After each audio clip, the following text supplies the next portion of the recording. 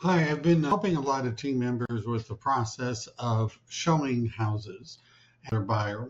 And you can see it's got normal stuff like MLS number, the street address, the price, the offer terms, all of that. I created a export in which could be done by creating a custom. There was a place for us to, I put in a column so that the client actually who has access to this could type in things like proposed offer amount. If they had that, I would have information about whether or not they're taking offers as they come or if they've set a specific date. I would have a section, a link to the disclosures. If there were disclosures for the property, I would get the disclosure link and put it in the spreadsheet. And I'm doing this before I'm showing the house.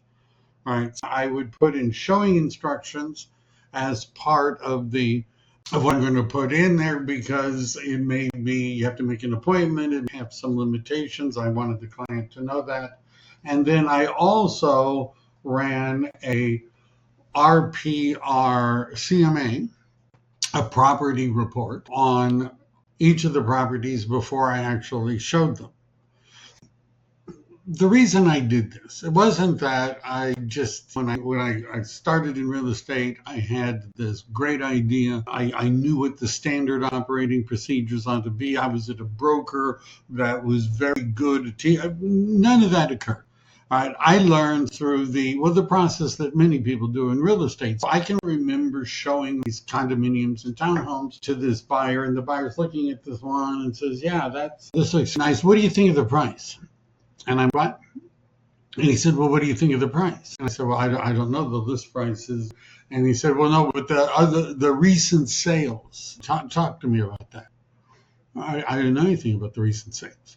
I felt I was lucky to show up on time and be able to get the key out of the box and arrange for 4 or 5 properties in a row for them to look at. Then I learned, well, gee, it makes me look a lot more professional if I actually know that stuff.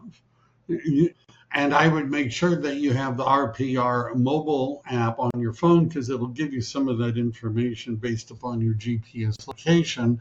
But I would share this spreadsheet with the client prior to the point of where we're showing property, right? During the showing process. What happens if they pick out one that they really like? There is a column here, right, for a proposed offer, and they say, they actually, in this case, they pick one and they say, we're going to buy that one. Now I would create a Google Drive folder which had their last name, first name, home purchase, and I would make them a editor or collaborator in terms of the sharing for this folder. And then they could put into the folder their pre-approval letter, their proof of funds, or other documents that they wanted to share with us.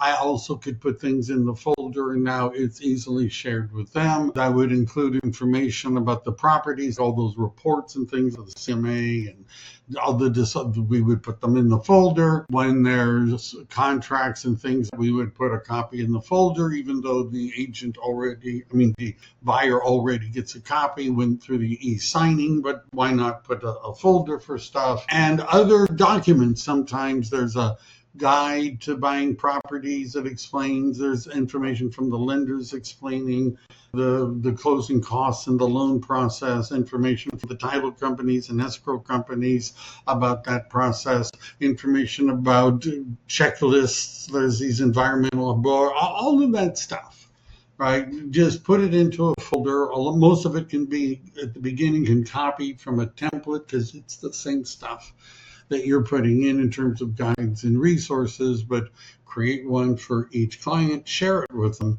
And anyhow, that's my thought for today.